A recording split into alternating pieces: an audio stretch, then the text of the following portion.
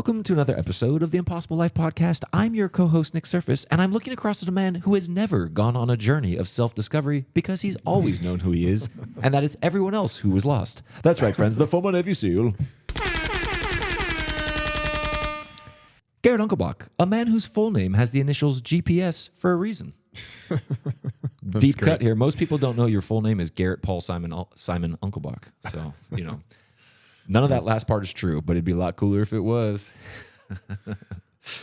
Okay, well, no response. I'm going to go ahead and take the couple chuckles I got as positive feedback. Solid. I appreciate it. I appreciate it. Okay, good. Yeah, I enjoyed that one as well. All right, so why did I have that intro for Garrett specifically? Because, I'm trying to level up my game to even have themed intros, G. Everything is tied together now as we grow the Impossible Life podcast. Level up.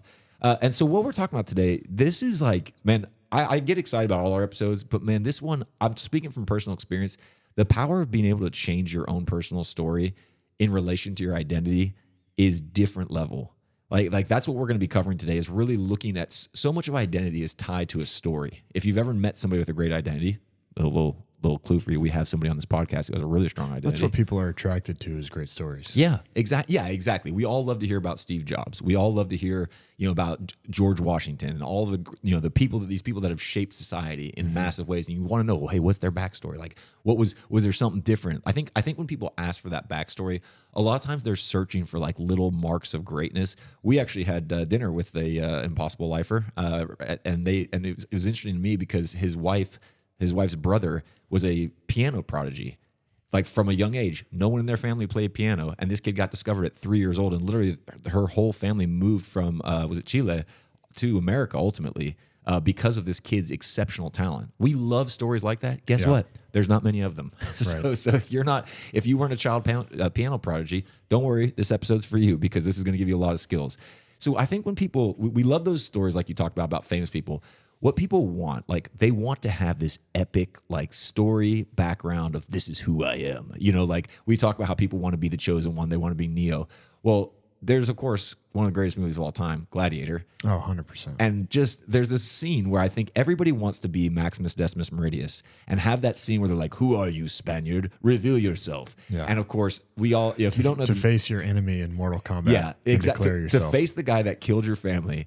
And then you turn around and you take off your helmet and you go, my name is Maximus Decimus Meridius, commander of the armies of the North, servant of the true emperor Marcus Aurelius, and and father to a murdered son, husband to a murdered wife, and I will have my revenge in this life or the next. Like I will have my vengeance. Yeah, it just gives you chills. Yes, I just watched the clip right before we press record. I don't actually have that fully memorized, but that's what we want, is we want to have like, oh, this is like the whole point of my life. This is the story of my life. It's very clearly defined. I know what I'm about. I know why I'm here, and let's go.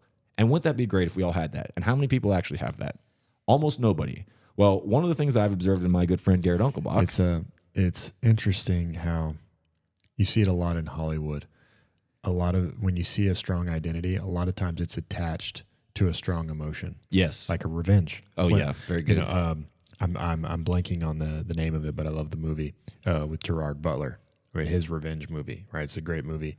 But at the same time, like he knows exactly who he is when he's narrowed his life down to this is the one thing that matters. You're not talking about 300 or anything. No. His revenge movie, huh? He gets framed for a murder and then basically commits the murder that he didn't. Oh, right. Yeah, it's a good story. I don't know why I'm blanking on the name of it. Yes, neither do I, because I don't recognize the movie, but it sounds like something I'd want to watch.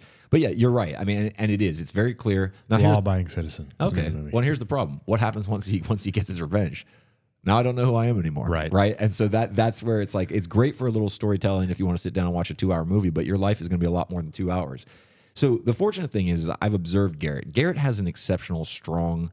I think you have a sense of identity unlike really anybody I've ever met. And I'm not the most well-traveled, well-versed person in the world, but I observe a lot of people, and I think that you have an incredible, strong sense of identity. And what I've observed about you is you're like all people. Your story is going to be a mix, and we're going to get more into this. It's going to be a mix of your unique God-given 1% as well as the environment you're in. Mm-hmm. So, I know Garrett very well, and Garrett has some unique strengths. If you look at Clifton Strengths is my preferred tool of choice for actually assessing and understanding people.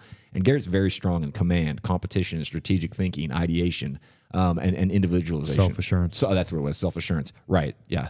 So that's his top 5. When you take those together, what does that tell you? That's not a guy who's looking around for everybody to be like, hey, this is what we think about you. You're like, yeah, I don't care what you think about me, right? Like you have a strong pushback for anybody that pushes on you. Like you're very resistant to external forces, and you are very like, this is what I know, and you're not going to change it. Right. Now, so if you know your story, you can see how that's come about. But what I saw in you is from a young age, you had a very small circle, primarily of your parents and Pastor Keith, who you said, I trust these people. What they say to me is going to be true. And then, so what that formed is an incredible, strong belief. Like you're like, okay, this is what I know is true. Like, and then you, like I said, you mix that with your 1%, and you're a very, even to this day, very defiant person. Like I've watched things push on you, both people you love and people that you Best don't of know. luck. Yeah, and it's just kind of like, but what, and like we laugh about that, but what this looks like in practical, sometimes things will push on Garrett, and just his natural response. Like if you could talk about what an impulse reaction is, just to push back. It doesn't matter if it's good, bad, or indifferent. Something is going to weigh on you, and you're immediately like, I'm not going to let you dictate to me until I have time to think about this and decide whether I think you're right. That's like your natural temperament. For sure. It's just to push back. So I watched this in you as my friend, and then I think about your story, and how many times I've sat with you, and you're like, when I was 12 years old, this happened. When I was 8 years old, this was the first time I'd ever seen someone not act in line with their character. My dad took me out, and like you have like so many things that you link to, and I've listened to you speak to enough people that, and you tell them, this is where I came from. This is why I am the way I am. And it's something that can just fly. I can tell you my story. Right. But how many people can? Because if you ask most people, hey, tell me about your childhood, like tell me about you growing up, they're like, grew up in this place, parents had this long, this is how many siblings I had, and you know what I mean? And they just start to list some kind of circumstantial things. There's not a clear story of like, this is me that was being formed, and these are some key events that happened. Like, well, a lot of people they're not aware of it. You know, from even when I was in the military, I would ask people like, why are you this way? You know? And I wouldn't say it that way. I would have a more insightful question, but I would ask them, why are you this way? And they're like, I never thought about that before. Yeah. And with the people that I coach, it's a lot of the same thing. Like I'm trying to understand your story, and you know, that's why I'm here to help, but they're not able to just tell me their story. Yeah. And that's been my experience as well, as the vast majority of people can't even tell you their story. And so what we're hoping for today, and like I said, that's why I was excited about this podcast. This is a big one. What we're hoping for today is that you can come out of this and look, if we could in 45 minutes take you from I don't know my life story to I know everything and I have an unbelievable sense of self-confidence, maybe we should charge $1,000 per listen for this podcast, because it would be incredible. But what we're hoping is to get you to the place where you can at least understand the concept and begin to start to take some steps down that road. If we can get you to there, I think that would be a huge win for that podcast. Here's a little hint. I believe we can get you there. Okay, so stay with us. We're going to dive into it. So the very first thing, G, what you put it as, you said story is an identity-based perspective. Well, that's where your story is going to come from, your identity plus your perspective of a set of events or of the future. Right. Your identity informs your perspective of how you see what's happened to you or what you think is going to happen to you, and that is your story. We're all telling a story about our life. And, whether I'm talking to my wife or I'm talking to Nick or I'm talking to somebody from church or a coaching client or a business client, when I talk to them, they tell me stories. Yeah. And I have to ask questions to get from them, what part of this is the facts, what part of this is true, and what part of this is your perspective. So we're all telling a story about it. You have a story about, if you have a great marriage, you have a story about your spouse. And so even when they say something that, might be unkind to you, you have a positive story, hopefully, that's informing that. Yes. Like, they're just obviously upset right now. Yeah. Right? It's not me. Like, they're not a bad person. They're not a bad spouse. They're just upset right now. Yeah. It's okay. That's your perspective based upon some events, what you believe about those events, and that informs what you think is going to happen after. Yeah, and I'm so glad you brought that up, because really story is one of the most central things to how human beings understand information. I mean, the Bible is stories, right?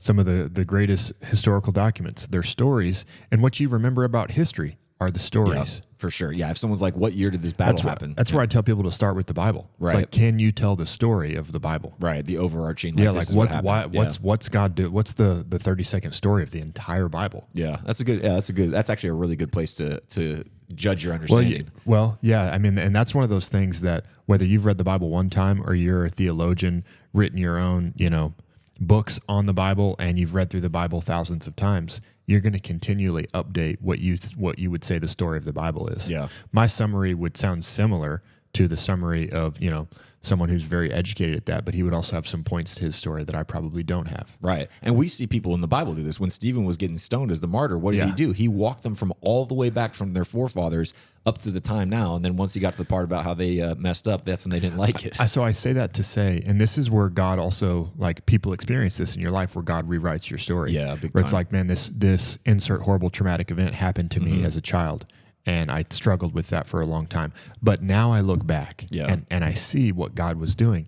And so the facts don't change, but the story changes. And what I'm setting us up here at the beginning as we talk about this is that the facts can't change, but the story can. 100%. And that's why Garrett said that it's an identity-based perspective, because your perspective will determine the story you tell on the same facts. You could look at any big event from COVID to 9/11 to insert whatever. Depending on who you talk to, they'll have a different story of the events. Well, what happened, right? But that person is telling you from their point of view, which is colored by their own beliefs and their own previous experiences, what their perspective is, and that's really what you're getting. Where I'll simplify this just so we can move forward. Where story has the most impact on your life is what's going to happen after. Right. It is a set of feelings and beliefs about the past, but it informs where you think that we're going. Right. You have a story about God, which informs what you think God's going to do. You have a story about your life performance and your work performance, or if you're an athlete, your athletic performance. You have a story about that, and it informs and influences the type of performance that you're going to have in the future. So that's where story is so important. It's like growth mindset, right? Where Carol Dweck talks about this, where if you believe you're good at math, you're going to be better at math than if you didn't believe you were good at math. Regardless of what your knowledge and experience in math is, your belief has an impact on that. And so belief is just one of the pieces of a story that's going to have a big impact on your future. So we're gonna unpack stories today, how you can influence them, what you can do to change them. Yeah. So let's you perfectly transitioned, Gene. Well done. I'm gonna go ahead and show like how story happens. Okay. And Garrett talked about this, the importance of beliefs, and the reason why he references Carol Dweck's growth mindset all the time is because it just can't be understood. Remember, we define beliefs as what you know to be true but can't scientifically prove. So they're the very basis of what colors your whole world. So I'm going to walk you through how a default story happens. Your beliefs will come from two things. They'll come from your environment, which you have zero control over. You can't control the parents you were born into, the time, the place, the location, or your circumstances, socioeconomic, any of that. But then there's also this really interesting part that God puts in called that we're going to use Pastor Keith, which is your unique 1%. Yep. And what we're saying is that there's this little core that God put in you that's unique just to you. 99% of us we are the same, but there's this 1%, and oh man, that 1% colors everything. I talked about this. It's some of what you see in your kids when they're little. Oh yeah, like you see some of their before life has had the ability to change them. You can see some of what their 1% is. Yeah, that's exactly where you see it. If you've had kids, you're like, I don't know where this came from. My little guy, my youngest son, he has some things in him that I'm like, I don't know where that came from. I love it, but like he's got some wildness in him that I'm just like, okay, God, like you've wired him that way for a reason, and I'm going to find out what it is. And so that's Garrett's right. I mean, the reason I wanted to tell my observations of Garrett and his story is because I think it demonstrates this well. That's why I talked about his strengths, his Clifton strengths. If you know anything about Clifton strengths, they don't change your entire lifetime. It's basically how you process information. And I could go more into that, but that's part of your unique 1%. So you couple Garrett's environment of having two phenomenal parents that poured very intentionally into him. Your mom is your biggest fan. Your dad is just the most. From a training standpoint, you couldn't have gotten a more consistent man to train a person. Then you throw in the unique greatness of Pastor Keith to speak into your life from a young man. Like you had some very unique things in your environment to put some beliefs in you. Once you have those beliefs, this basically creates your lens. Because like your core beliefs will shape how you think, which then shapes how you see the entire world. And your lens, your beliefs, will color your experiences. So things like in your life, I'm going to keep referencing your life. By the way, I'll reference Garrett's. Garrett's told his whole story. If you're a new listener and you don't know what we're talking about, I don't remember what episode it was. It was in the 90s, but I'll link to it in the show notes so you can go back and listen to Garrett's story. I would highly encourage you because there's some great lessons to do that, but you'll understand a lot more of what I'm referring to. But there was some things that happened in your life when you were at a young age where people were trying to tell you who you were, and you're like, no, you don't know me. Mm-hmm. And that was basically them looking at you going like, you're this skinny, tall kid, like you got no muscles, and you're like, your perspective. Right. And you're like, oh, okay. Yeah. But not many people are mature enough to say that. Because what I knew is like, we're talking about the same facts, but we see them differently. Exactly. They're trying to tell me where I'm going, and I say, that's not where I'm going. Right. And as I like to quote your best friend, Pastor Josh, said, you knew who you were before anybody else did. And here's one of the things that influence is your story, right? Because remember, story is your perspective of facts, but where it has an impact and it's aligned, it's connected. Where your story has an impact is what your future looks like. Right. And so part of what influences your future is part of what influences your story is what you want your future to look like. Yeah. Because you can work backwards from there, right? If this is what God's going to do in my life, if this is what's true about God, this is what I want for my life. If this is where I see myself going, I can take that future perspective and rewrite my story. Again, facts don't change, but that's what will inform some of you. What's the perspective I would have to become the greatest version of myself? Yeah. And so from that standpoint, what would my history look like? Yeah. Now you're getting a little ahead of us because we are going to show you how to do that. But Garrett's kind of showing you a little bit of what it looks like when you have a powerful hold of what you know you want your future to look like. Going back to this though, so you had this belief and these lenses that colored your experiences, and ultimately your experiences then tell a story. So I'm going to keep referencing your life because I used it earlier on, and I think it's a great example. So strong belief from a young age, God has a plan for your life. You can have anything you want if you pay a price, right? And because of the way you're wired, you were very outward resistant, I'll say, to other people's influence. And some of that's my 1%. Correct. That's your 1%. But the good news is that can be developed as well. Yeah. And then because of that, when you had experiences, you had these beliefs. So I'll reference in 8th grade, you said you were kind of skinny and people were like trying to tell you you're a nerd. You're like, no, I'm not. So I did going into my freshman year of high school look like Napoleon Dynamite, right? So. Which was not a good time for you because that movie was a few years old. It came out like the reason everyone was calling me Napoleon Dynamite in 9th grade is because that movie came out, I think, when I was in 8th grade. So. Right. So how many people would say, "Oh, Napoleon Dynamite would make a great Navy SEAL"? I'm going to say 0, right? But here's the thing. When people were telling you that, you're like, no, you're not. No, you don't know me. And so what did you do? I know your story. You would drink a gallon of milk every day. You read every weightlifting magazine. I was 6'1", 135 when I started high school. I was 6'1", about 205 when I graduated high school. Right. And that wasn't just like you got lucky on the genetic train. Yeah. You put in a lot of intentional work. And I referenced that story because within all that, I have stories from Pastor Josh telling me about when you were like 9 years old doing crazy stunts off of these jumps where everyone's like, Garrett, you can't do that. And you're like, no, I can, just watch. Or you trying to jump off roofs or whatever it was. People would call me crazy. And really what I was saying, the way I felt then was you don't see what I see. Right. And this is why I'm using your example. Not many people have that. But by the time you got to the SEAL teams, and the reason I'm saying that experiences tell a story, by the time you got to the SEAL teams, it wasn't like that was the first time someone told you couldn't do something. Yeah. You had a long list of experiences that were colored by used to it. Right, but they were colored by your own beliefs, right? Your experience was colored by your own beliefs from an environment that you grew up combined with your 1%. So you had a story of like, okay, here's the next thing. I couldn't put on muscle. I couldn't hit that jump off my bike. I couldn't jump 30 feet off a roof. I couldn't hang out in youth group. I couldn't play this sport. Over and over and over again, you had this story. So it was a theme. And so when you sat there on the rocks, and obviously I know your story so well, when you sat there on the rocks after Hell Week and went for the run that you told people that you were going to go on, you shared that story last week, that was like, check. Now that was a bigger one. This wasn't like landing a Superman off of your bike ramp. This was like you did the hardest military training in the world and passed it exactly the way you did. But it was not unfamiliar. And so I use all that because when you have that length of story, and I would challenge you for believers, read Titus 1. It's one of just the intro. I think it's verses 1-5 where Paul talks about how, and this is near the end of his life, so his story is so well developed. He talks about how he's been entrusted with the gospel that's been written from before the world began. Right. So when you have that sense of compulsion about how important what you're doing is, no wonder the guy could take beatings, get stoned to death and be left for dead and just get up and go to the next town, because it wasn't like he was like, man, I thought this was a good idea. It was like, no, God created me specifically for this. He started this from the foundation of the world, uniquely positioned me to speak multiple languages, have Roman citizenship, also be a Hebrew of Hebrews, grow up under Gamaliel and be a Pharisee so that I could come all the way to this point that I could have it revealed to me and go out and spread the gospel. Like, I must preach the gospel. You read him saying that. He had a strong story. So I say all that to say, we've talked about how story happens. It's your beliefs that come from your environment, your 1%. Your beliefs then shade every experience you have, and then those experiences link together to tell a story. Now, that story can be helpful, like in Garrett's standpoint, or he also alluded to, depending on where you think you're going, it can also be very, very limiting. You can be telling yourself stories that are not helpful, so that's what we want to dive into. So, G, there was this interesting thing that you asked me.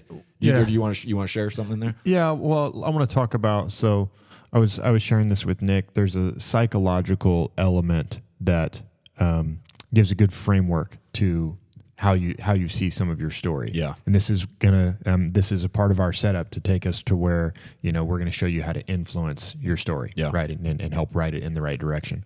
But there's this psychological element or device called locus of control. And locus is a weird word. So just locus, the definition of locus are very similar to locus is position or origin point. So just think like the place of control or the origin of control. That's LOCUS, not like locusts in the Bible. I'm just saying for reference. Yeah. So like think like, and this is for psychology, right? So in the way that you are and the way that you think, what is the position or origin point or center of control for you? You can have an internal locus of control or an external locus of control. An internal locus of control is where, and I'll oversimplify it here, but an internal locus of control, you believe that your choices and your actions have an impact on who you become, on the outcome events. An external locus of control, you think that it is governed by some other body, some other power, to and include luck. Right? Like, oh, well, I did good on this test today. I'm so lucky. Right. That's an external locus of control. Like, oh, I'm so lucky. I got an A on the test. Internal locus of control is I studied really hard and that's why I got an A. Right. The fact is you got an A. But the internal locus, or the locus of control, which is really where you believe power sits. Does power sit outside of you or does power sit inside of you? And that's some of what your perspective is. Yeah, it's so good. And the interesting thing about that is that they can be positive or negative. So you can have an external locus of control and be like, oh man, I passed, I got an A on that test because it was easy. Well, that's actually pretty negative because what you're saying is like, you're not that smart, but you just kind of luck through it. Or you can be like, or you did it because, the teacher really likes me. It's a little bit more positive. Right. And so it's interesting how you can, even in these external internals, you can have these real different views on why it is. Well, your external locus of control would say, hey, I passed the test because I got lucky, and would say I failed the test because I'm not lucky. Right. And so I don't know that a lot of people could answer like, is your locus of control internal, external? And here's the truth. You can have both. You have a very strong internal locus of control. Scale. Yeah. It's a scale. Right. But like, and you can have it more, you can compartmentalize it. Right. Like you could specifically have a high internal locus of control about your, like your work performance. Yeah. And you could have a very external locus of control about your health. Right. It's like, and this is just the way that my body is. Yeah. It's right. genetics. I can't help it. Right. Yeah. So it can be separated. You can have a higher locus of control in one area than another. Now, here's the thing about the external locus of control. And this is not like, hey, you're wrong, you're bad if you're a certain way, but like, I'm just gonna go ahead and tell you, we want to see people move more towards an internal locus of control. On The Impossible Life, we're very much internal locus of control people, and we're gonna talk about this from a faith perspective as well. But here's the danger of an external locus of control. The farther down the road it goes, you can get to a place that's learned helplessness, right? And this is very common with people who've had heavily traumatic events in their life. If I'm sure we can all imagine traumatic, but think about some of the trauma that you can experience in a childhood age where things were forced on you by somebody, and you were not able to be powerful enough to defend yourself, or whatever traumatic event may have come your way. A lot of times, if that's not dealt with correctly, you can start to become the person that even whenever you do have control, you just sort of lay down and go like, oh, well, I guess this is, well, that happens to you, or a parent dies. Right. And you just say, well, my life is just the result of what's happened to me. Right. And that's whenever you can start to, as I always reference to Martin Seligman's, the book is called Learned Optimism, but he defined depression as it's permanent, pervasive, and personal. Yeah. That's whenever you can take little things and start having the thought process of like, well, this always happens to me. Right. And that once you have that thought process. The universe hates me. Yeah. Once everything's against you, why would you try? Right. So the one thing that we didn't point out that I want to make sure I emphasize here, for your beliefs, because we talked about how those were formed at a young age, your beliefs are not there. Your brain is not wired to question your beliefs. Your brain is wired to reinforce your beliefs. Yeah. So once you believe something, i.e., the universe is against me, I never win, this always happens to me, whatever the negative thing is, your brain is great at being like, you know what? Here's all the evidence. You're right. Now the reverse is also true. Yeah. If you're like Garrett, can be dangerous. Right. Yeah. If you're like Garrett though, and you believe like, hey, things always go my way, I always win at what I do. Well, hey, that's, if you lose, you're like, well, that's weird. You've talked about that before on our podcast. That can be a very enabling, positive way of helping yourself to be an overcomer. And that's part of what you have to take hold of here is what do you really want? Do you have like an upward facing trajectory where you're like, you know what? I want my story to be one that I'm going out to fulfill every single thing that God's made me for and to overcome. Well, and I would say what helps so much with that, and we can kind of use this to step into where faith plays a part in this, but my beliefs are built upon truths. Right. Right. And so there are things that we know are true, and then there's beliefs that expand on that. Right. And so, like, maybe not everyone is in this category, but many of you who listen to this podcast, like, the Bible is true. Right. Okay. And so the Bible tells me a lot about who God is, about the way God does things. That's true, right? It's written there. The Bible doesn't say anything about me or my life specifically. Right. It just teaches me a lot more about who God is and the way that he deals with people.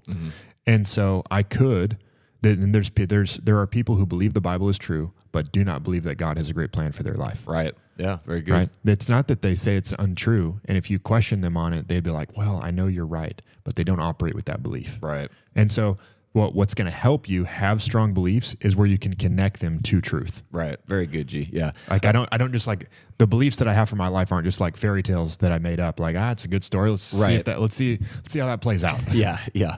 But you said something when we were preparing for this that I thought was really interesting. I want you to expand on it. You said the role of faith in relation to the locus of control. And remember, you can have internal, external. Sure. It can be positive or negative. Yeah. Your faith can hurt you with your locus of control, or it can help you. And let me explain on that. If you have an external locus of control where the way that you look at your life is, my life is a product of what's happening to me. If you're really into politics, your external locus of control is focused on the government. Oh yeah. If you're really into faith, your external locus of control is focused on God, right? Like, I need God to give me a promotion. I need God to do all of these things, right? And my life is the result of what God has given me. Right, so very external, but it's focused on faith, and focused on spirituality. And what that would do is it would keep you where you are, right? Because the only way things are going to change is if God does something, right? And so that's a recipe for you staying stuck where you are. Versus you can have, you can also have an internal locus of control. And so does an internal locus of control is that negate that God is in control? No, it doesn't. Right? It's just understanding that there are things that I can control. Or really, my favorite summarization of my philosophy and theology is that God is sovereign and man is responsible. Right. God really is in control of it all. But there are some things that he allows me, it's like stewardship. I don't own anything, but God, when you are a steward, it's the Father's property, but he lets you do stuff with it. Yeah. Right? Like, you can burn the house down or you can make the house better. It's not your house, but he let you be responsible for it. Right. And I look at my life very much the same way. God can intervene wherever he wants. And I could tell you some stories of my life where it was like I was about to be a bad steward and I felt like God spared me from myself. Yeah. Right. That God can intervene. But the truth is that I'm responsible. And so with an internal locus of control, that doesn't contrast, that doesn't negate faith. It's not says that, and by faith, I'm really, when I say faith, I'm kind of like broadly stroking, belief in God and how God does things. Right. Right. So I can I can have an internal locus of control where my future is a reflection of my actions, but also believe that God is in control of everything. Right. And so where this would look like, and we talked about this weeks ago, I feel like all the podcasts blur together at this point, because what we talk about is what we're always going to talk about, as Pastor Keith always says. There's a thread. Yeah. But we talked about weeks ago, we did the work of every man is that God's given you work to do, right? And like, he planted a garden, he put a man in it. The belief that we have there is that God, like you said, God is sovereign, man is responsible. He's given us work to do that very much has an outcome. It's not like stuff just grew up out of the garden. Right. God put a man there to till the ground. That's what it says. So, i.e., that fruit would not have come about if the man wasn't there to do the part that God had made for him to play. So who's really in control there? Like, because if you're getting caught up in this, well, I don't know if that's, well, it's the way God set it up. So what we're saying on this podcast is that we have a belief that God's given us work to do. We are 100% responsible for that. And it has a lot of impact as to how life's going to go. And we also know that regardless of what we do, God is in control and is sovereign and is going to continue to progress his plans and purposes in this earth. And we also believe that he's going to ordain the things that we can't control for our good, meaning not that it becomes easy, but for our maturity, for our growth, right? And for his glory. And because we have those two beliefs, it's like, man, we're going to control the controllables. We're going to trust the one that controls everything with the uncontrollables. And we're going to proceed forth with a faith and a belief and an expectation that God will move in the earth and that we will work with him to see his kingdom advance. So when you look at it that way, faith is like the superpower to having a strong internal locus of control, because you could have a very, very high internal locus of control. And what if you feel like I've done everything that I can control and things didn't go well? It would begin to shift your locus of control external, except the way that you can rewrite some of your story. Yes. If you have a faith perspective, even though if I did everything that I could do, and that's internal, I did everything I could do, and I still got poor results. With a faith perspective, I can, if it is taking me in the right direction, look at my story and say, well, God's still doing something good, even in all the things that I can't control that went wrong. Yeah, very good. I mean, I think of Job when you're talking about that. Because otherwise, if what informed your locus of control was purely the outcome of events, then bad things could happen to you, and it would shift you from internal to external. Yeah, for sure, because they would be final, right? Whereas if you have the eternal perspective, you're like, well, it's just for now. When you have a faith perspective, when you have a God perspective, you know that God is judging you on your heart, which is, the rest of the world doesn't judge you that way. So what that means is that God could allow me to have a story in my life where bad things continued to happen to me, but he calls it good. Yeah. And because of what it does and it develops in me. And so again, like what I'm controlling is that I'm going to become a good person. I'm going to mature and be who God made me to be. That is what's good, and I do get to control that portion, even though I can't control the things that happen to me. Yeah, very, very good. Like you say, you trust that everything's going to happen for your good and for his glory. And I love that. I think that's such a simple way of saying it, but it's a beautiful perspective. All right, so we're not just going to talk about having a great story. We're going to give you 3 actions to take right now. But before we do, G, because it's like we've talked about, we've referenced Scripture multiple times, but we always want to use Scripture as our foundational truth. So a great example of story and from a sense of identity is Gideon, right? If you read Judges 6, if you know the story of Gideon, God used Gideon as a judge of Israel. This was in a time after everybody from Joshua had died out. We went to the period of the judges. Then from the period of the judges, they moved to the kings, and then there was exile and all that. That's the whole history of Israel, very quickly summed up without a lot of detail. So we're in this period of judges where God would just raise up judges that would lead the nation. And so one of those judges was Gideon. So God shows up to him and just says, and literally he shows up and he says, it's verse 12. He says, when the angel of the Lord appeared to Gideon, he said, the Lord is with you, mighty warrior. The very first thing Gideon does is get up, get his sword, and go conquer. Oh, no. Instead he says, oh, pardon me, but if the Lord's with us, why's all this happened to us? Where's all his wonders? As he's hiding. Yeah, basically, and then he says, did not the Lord bring us up out of Egypt? But now the Lord has abandoned us and given us into the hand of Midian. AKA, where's this God that you're saying that is with me and calling me a mighty warrior? Gideon's not telling a good story right now. No, and so then the Lord. This is literally the Lord. So this is like, I can't remember the term. I think it's a theophany or whatever. Whenever like God appears. So this is literally God appearing to him as an angel and says to him, "Go in the strength you have and save Israel out of Midian's hand. Am I not sending you?" So then he's basically like, "Yo, I'm gonna, this is your mission. Great. This is what a lot of people want." And here's his answer: "Pardon me, but like very polite. But how can I save Israel? My clan's the weakest in Manasseh, and I'm the least in my family." Think about the story that this guy's telling himself every single day. Mm-hmm. I'm small. I'm weak. No one cares about us. We can't do anything, right? So literally, God can appear to you and say, "Hey, I want you to go do this, and I'm going to be with you." And you're like, got the wrong guy.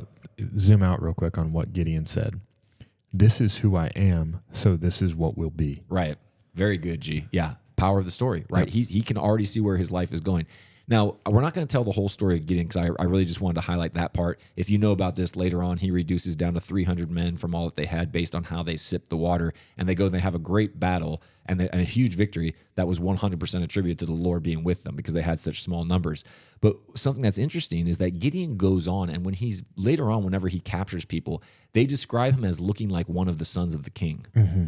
Now, I remember when I read that, it jumped out to me because I'm like, hang on. This is a guy who's telling himself how small and weak and that he's got no future. But these other guys who he's captured think that he's just another person who was in the king. And if you know anything about those times, if you were royal, that was that you had a certain look about you. You had a certain way that you carried yourself. You were better educated. You were better groomed. You were just better in every single way. So this guy had all these traits and ability, but the story he was telling himself was keeping him hiding in a wine press where the angel found him whenever he came in there. Very, very, very interesting. And we see that Gideon carried it out for the rest of his life. So I don't know if his locus of control moved from external to internal, but in this case, God moved mightily on their behalf to change the external, right? This was not one of those ones where it's like, find it in yourself and go do it. God just stepped in. And what you were saying about where faith can hurt, for a lot of people, this is what they're waiting on. God, I just need you to just step up and do it all. And what Garrett and I were talking about is like in the history of humanity, which is tens of thousands of years, you can find the works of God in a book that, you know. If you think about the amount of years that it's all taken place over and how many times, and I'm sure there's things that are not recorded. For sure. But how many times that of what's in Scripture and how often God moved. Right. And then you look at like the duration of your life, the likelihood of God moving, like something that's recorded in the Bible in your life statistically, is incredibly low. Right. The Red Sea being parted was not a common occurrence. and we're saying that because not from a stand, it's just because you need to understand that's how God has designed it. He didn't design it for us to just sit there and be like, God, we need your help again. God, we need your help again. It's like he wants to bring many sons to maturity, and you're going to learn obedience through what, G? The things that you suffer, right? Just like Jesus. And so it's like this is part of the growth process. When you understand that, that's where we're talking about why we can have an internal locus of control with an absolute faith in God. When you think about how God put Adam in the garden, he put him there and gave him all the instruction that he needed. He didn't say, well, here you go. Just call me if you're unsure. Yeah. Oh, you want me to till for you tomorrow? No problem. Yeah. It's like he just came Whenever in. you come to a place where you don't know what to do, just call me. Right. Yeah. Yeah. So we say all that to say, like, it's an interesting story to see about Gideon, to see the power of story. So I hope you guys are starting to grasp, okay, I need to get into this. So here's the 3 actions that you should take to begin to change your story. Shifting your locus of control. Yeah. Number 1, set small, specific goals. We talked about this. We've talked about discipline a couple times in the life of the podcast, and both the times that we've talked about discipline, we talk about, hey, like the best way to, because people say all the time, like, man, I need to be more disciplined. Right. And they create this, like, they make discipline look like Mount Everest. And they're like, man, how do I climb Mount Everest? Like, in the first thing, if someone came to me and was like, I want to climb Mount Everest. I'm like, well, how quickly can you run a 5K? Right. Right. Like, no, I want to do Everest. Hopefully it's less than 30 minutes. And if it's not, that means we've got a lot of other things to work on before we even start talking about climbing mountains. Yeah, exactly. And it's a great analogy. So you might be going like, wait, small, specific goals. Why would that be the case? When people have asked me like, man, how do you get out of bed early in the morning? It's like, well, you don't go from just someone who, sleeps in late and oversleeps their alarm to waking up at 4:30 every morning. Like, you don't just make that colossal shift. It starts with like, well, why don't we just determine, like, when can you get up at 7 tomorrow? Okay, let's set an alarm for 7. Let's get up every day at 7 for a week, and then next week we'll go back to 6:40. Right. And we'll slowly, because what that allows you to do. Well, man, I told myself I was going to get up at 7, and I did. Yeah. Exactly. And you're surprised by that at first, and then you're like, well, yeah, duh, I can get up at 7 because I said I was going to get up at 7. And so how you feel about yourself begins to change, and so your actions change. Exactly. Because you're reinforcing. When you, like, if I was going to say 2 small specific goals, Garrett gave the example of waking up, which is a great one. You could say something so simple like, I'm going to do 10 push-ups, and I'm going to put my shoes in the same place whenever I come home every day. That they're not going to change your life, but you're going to begin to see if external locus of control is I can't control anything outside, and internal is actually what I do can influence what happens outside. What a great way to start by going, I'm just going to do these things, because you're basically giving yourself reinforcement of, like, because I would grow it from there. Don't just stay at 10 push-ups like, oh, I did that for a year. No, do it and then start to gradually increase it.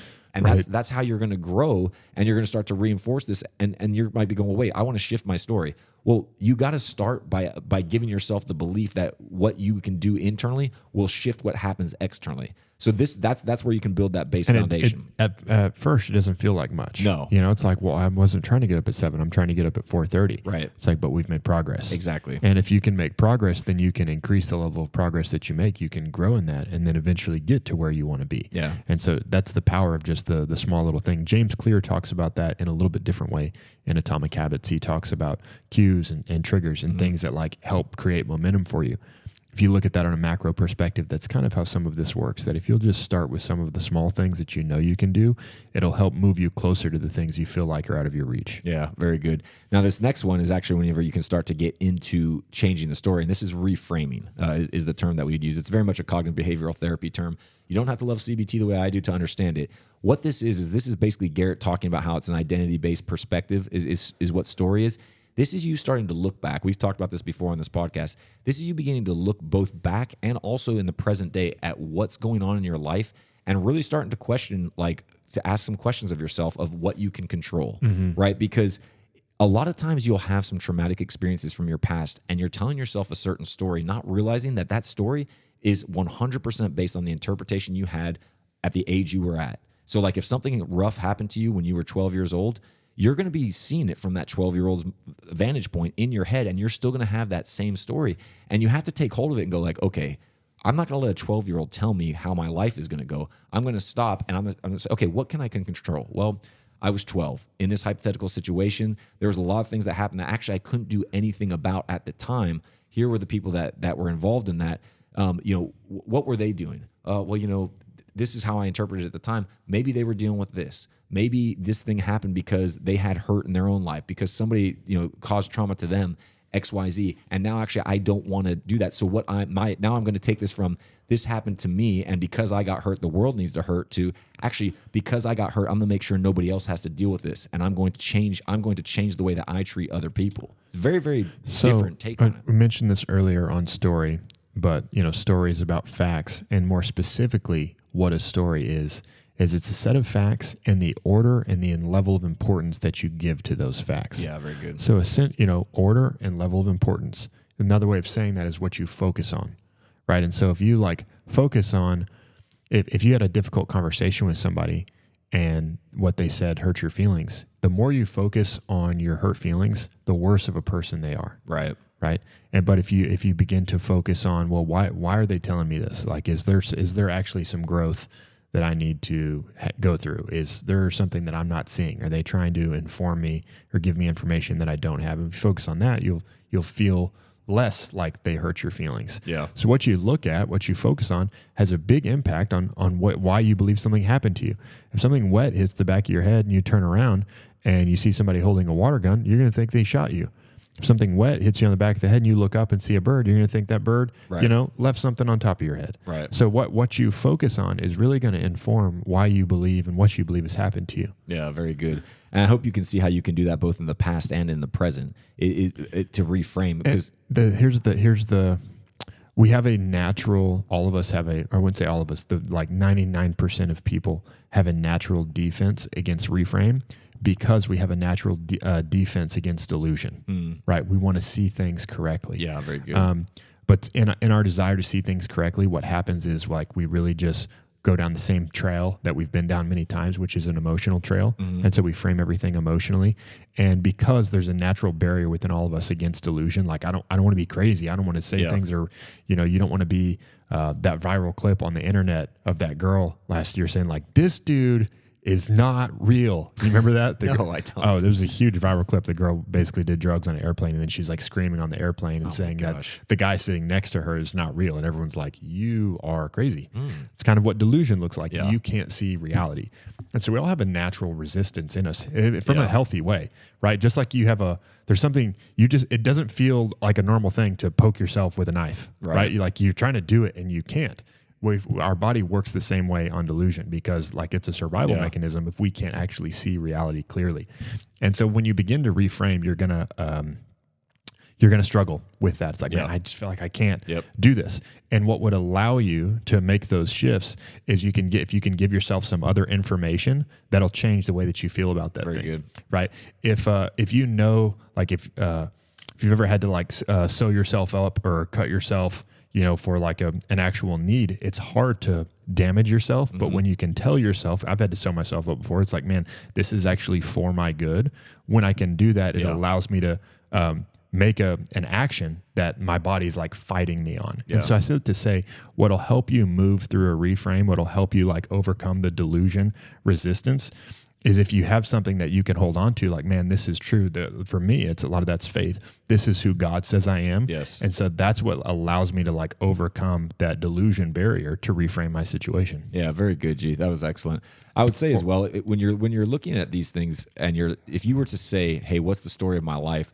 A good question based on what Garrett just said and also what he's mentioned throughout this podcast is, what would happen next to that character?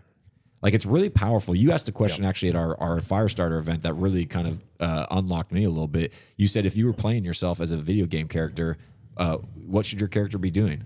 And I was like, man, you talk about disassociation and viewing yourself from the third person. That's powerful. So like, I talk to young guys all the time, and they know how to max level a character for sure, but they act like they don't know how to live their life. Like, you know exactly what to do. Right. So think that thing. If you saw the story of your life, what would happen next? If it's like, oh, I don't know, that guy would maybe it may go good, maybe it wouldn't. You need to address some things in your life, right? Because you don't want to be sitting there going like, well, we'll see. You want to have this. What we're trying to get you is to a place of strong belief and expectation of like, it's going to go good. It's going to grow. He's going to fulfill God's purpose. I would say, what do you think a winning life looks like? Right. Okay. You got to have an answer for that. Like, what is success to you? Yeah. And then if you were successful, how should you look at this situation? Yeah. Very good, G. All right, so number 1 was set small, specific goals. Number 2 was reframing. Number 3, a magical seal quality that Jocko made famous, which is called ownership. Yeah, that's where this is a hard one for people. And this ownership really kind of, it influences the other two. It influences reframing. It influences the taking small, specific actions. Ownership is looking at stuff in your life. It's kind of retelling some of your story where it's like, yeah, I had an external locus of control on that. Like, I failed that class because my teacher didn't like me. And then you kind of look at the situation again, play, yeah, she didn't like me, but also I didn't do any of the homework and didn't study for my tests. Yeah. So, yeah. Wonder why she didn't like you. Yeah, that's exactly right. Now, here's the thing. If you've ever tried to do this before, you might have been like, oh, yeah, I love that. And then you get into it and you fall down. It's because you have to grow in ownership, right? Like you can't, you have to, you can't grow until you take ownership. Right. And that's why I said, you can be stuck with an external locus of control with a faith perspective, meaning like, oh, well, I'll just stay here because God's going to do all the work and God's going to rescue me. Right. Here's what I can tell you, like, and this is some of my story about the Bible. When I look at God's relationship with man, what I know is that God wants us to grow and develop. God wants to mature us. With the Israelites from the beginning, he's like, hey, I'm going to change you. I don't want you to stay the way that you are. Yeah. And that's what God wants with us. Exactly right. So if God wants me to be different, he's not going to do all the work for me. Right. He's going to give me stuff to do that will change me. He's going to let things happen to me that will change me. Yeah, it's part of the transformation process. So if you're in the place where you're like, yes, I want more ownership, I would say, once again, start small. Start with something like one thing a day, something simple. It can be something as simple as saying like, I am going to only eat this today. I'm going to take ownership for my eating and I'm going to only eat a certain way. Or I'm going to read this. Or I'm going to say no to specific things. Just start with giving yourself hard It's lines. uncomfortable. Like, you know, like a health on a health perspective, like you can be overweight and you can be overweight for a lot of external things, right? Like, hey, genetics helps a ton. Right, really but does. It's not the whole story. Yeah. And so taking ownership might be like, you know, I've given myself the excuse to be overweight because I have genetics, because I have this condition, because I have this injury, because of whatever. But I'm going to take ownership of this and say, you know what, it's not fair. Life's not fair. Right. Like if you have bad genetics, conditions, and issues, it's not fair. But you can still take ownership of your health and say, you know what, I can move the needle. Maybe my needle doesn't move as easily as other people's, but I can move the needle. So I'm going to take ownership of that. And where I am today is a result of the choices that I've made in the past. Right. And so you would start small. So today, I'm just going to take ownership of eating 3 really good, healthy meals. That's the ownership portion is really what stops people from taking the small, specific actions. Because if you haven't taken ownership of it, you'll think that those small specific actions won't really do much good. Very good. But when you do take ownership of it, which is the painful part, right? It's kind of like the line in The Matrix where they say, you know, after a certain time, we don't pull people out, right? Because the shift is so painful for them to realize like the life that they've lived is a lie. Yeah. And ownership is very much the same thing. When you haven't taken ownership of something, and then you're like, well, man, like I'm actually overweight. I actually have bad relationships. I'm actually been divorced. Whatever it is, like negative thing in your life, that's my fault. It's a rattling course of events to go through. It's like, man, I lived so much of my life believing that wasn't my fault and that was a lie. Yeah. And that's a hard shift to go through. But if you want the best for your life and you want to get on the other side of that and you want to begin to align your story with the destiny that you want to have, taking ownership of the situations in your life, even the ones that you don't like, is a part of the process. Yeah. And so having that strong sense of story, having that strong story behind you to really inform your identity it's one of the greatest like propulsions. I feel like a lot of people, we talked about in our limits series, it was the number one thing that people bump into that they're not aware of is their identity all the time. And that's why I wanted to highlight this, because identity and story are so closely tied together. So I hope, once again, small specific goals, reframing, and ownership. Those are the 3 actions we said to take. I hope that you guys can go away from here now. And like I said at the beginning of this podcast, it's not that we're going to reshape your whole identity in a 45-minute podcast, but I hope that you can go away and start to dive into some of the elements of your story. What are the things that you've been telling yourself about your life?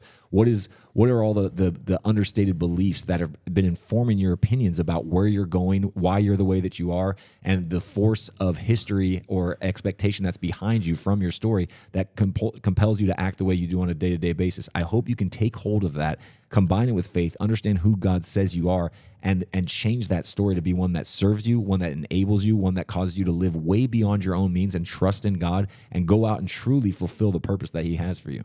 So remember, God is sovereign. Man's responsible. He's in control of it all, but God has made me responsible. So if I'm responsible, I'm going to take responsibility for some of the things that have happened in my life. I'm going to look at what's happened to me and where I'm going from a God perspective, and then I'm going to take one more right action.